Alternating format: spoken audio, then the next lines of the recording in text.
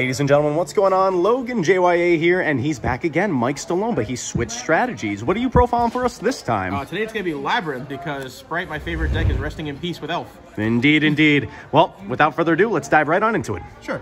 So for my Labrynth list, we are playing 3 Lady, which is just basically multi-faker on crack.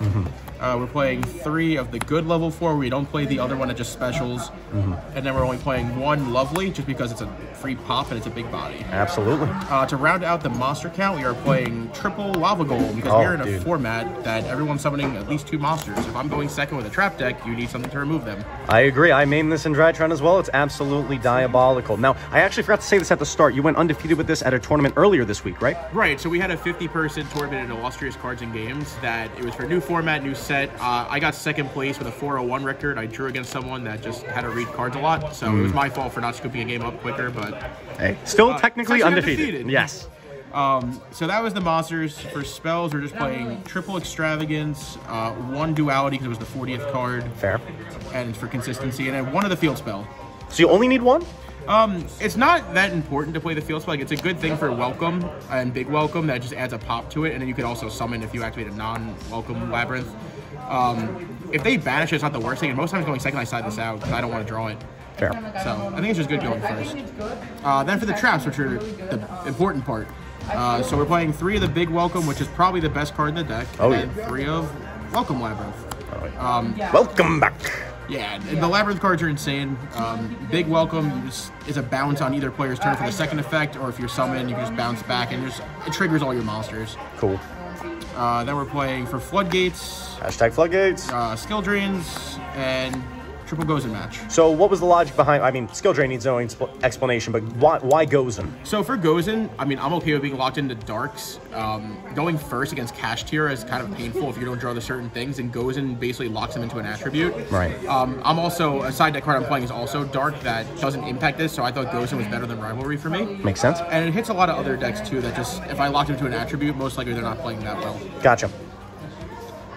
Then we're also playing triple Evenly matched in the main deck. So staying really ready to go second with the Lavas and the Evenly. That's your 6 cards for going second in the main? Exactly, yeah. So we're playing the 3 Evenly because, again, it's a trap deck, so it's hard to go second. But I also took inspiration from people when I was playing Altergeist and other people were playing it, that Evenly matched to break a board, then set 4 or 5 is crazy. Right. So just removal. Then we're playing some 2-ofs. So it's 2 D Barrier, 2 Waybridge. 2 Waybridge. 2 Punishment. Okay. And 2 Compulsory Evacuation device. So I know everything else, and everything else makes sense, but what the heck is Waybridge? Can you explain that one to me? Sure.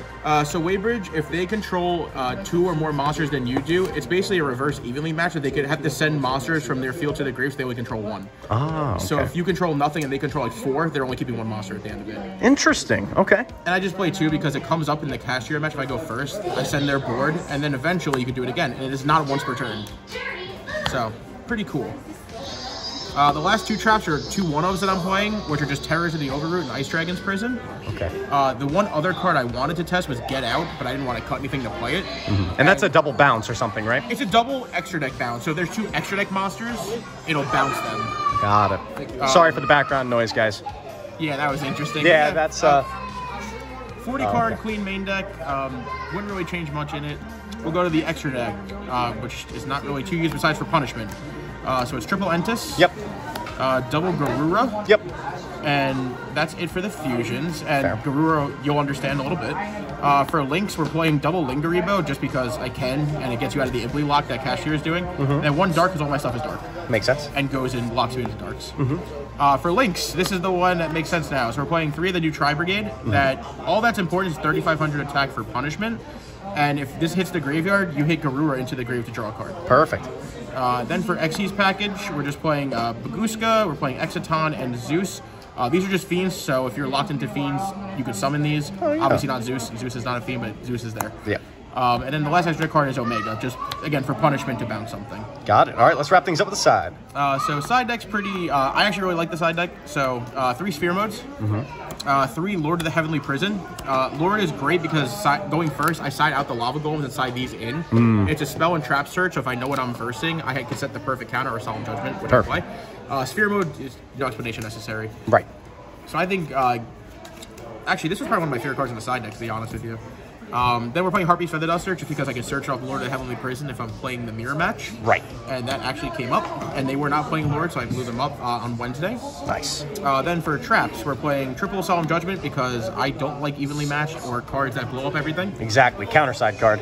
Speaking of counterside cards, we are playing Double Anti-Spell. Right. One of the coolest cards on my side deck is Imperial Iron Wall. Another anti-evenly card. Nice. And anti-cash. Yeah. Exactly. Very nice. And then just for the 15th card is the third Dimensional Barrier. Gotcha. Now, the one thing I would ask is, do you think there's ever be a time where you'd put in the third Imperial Iron Wall? I really want to, but I don't know what I'd cut. There's a chance I might cut the D barrier and put in the third anti-spell or the third Iron Wall, just because this says that evenly doesn't hit, and this deck loses the hardest to evenly, especially if I'm playing Lord. That's their out. Right. So I might test that and put the third Iron Wall, and I think that's really all I'd fix at the moment, to be honest with you. Bet. Well, Stallone, congratulations on another excellent performance. This deck is absolutely savage. Anything else you want to say before we close out? Shout outs to the normal people. Shout outs to the Hobby Shop in Aberdeen, New Jersey. Everyone here. Shout out to Logan, runs a great channel, great community. Shout out to the family. Shout out to the girlfriend. Love you, Gary. And that's it. Aw, so sweet. All right. Thank you very much, brother. That's all I got today, guys. Logan, YuGiOh, signing off. Have a great day. I'll see you guys later. Peace.